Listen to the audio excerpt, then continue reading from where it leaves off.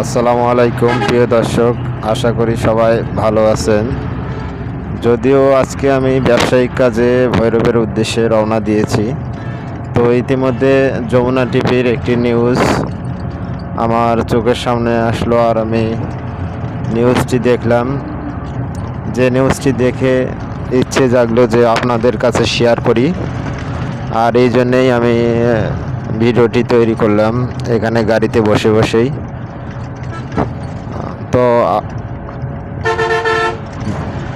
নিউজটা দেখে খুব মর্মাহত হলাম, খুব খুব নিজে নিজে মনে ভেতর দুঃখ অনুভব করলাম।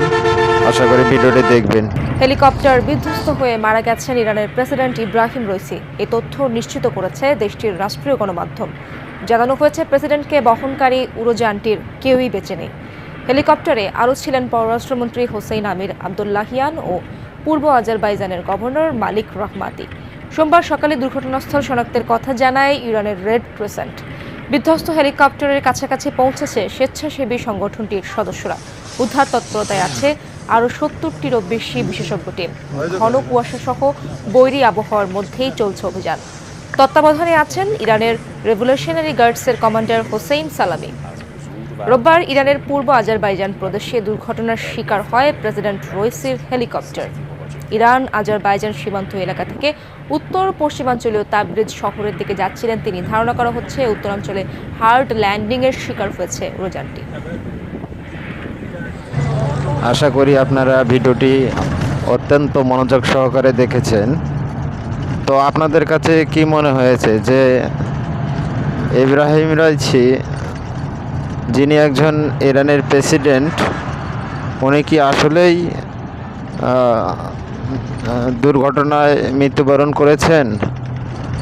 আসলে আমার কাছে কেমন জানি সন্দেহজনক মনে হচ্ছে, কেননা উনি মুসলিম বিশ্বের এমন একজন নেতা ছিলেন যিনি সবসময় নিপীড়িত ফিলিস্তিনবাসীর পক্ষে কাজ করে গেছেন।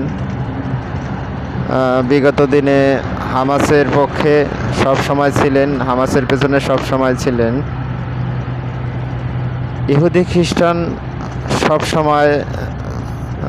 ইহুদি খ্রিস্টানদের চোখের বালি ছিলেন তিনি।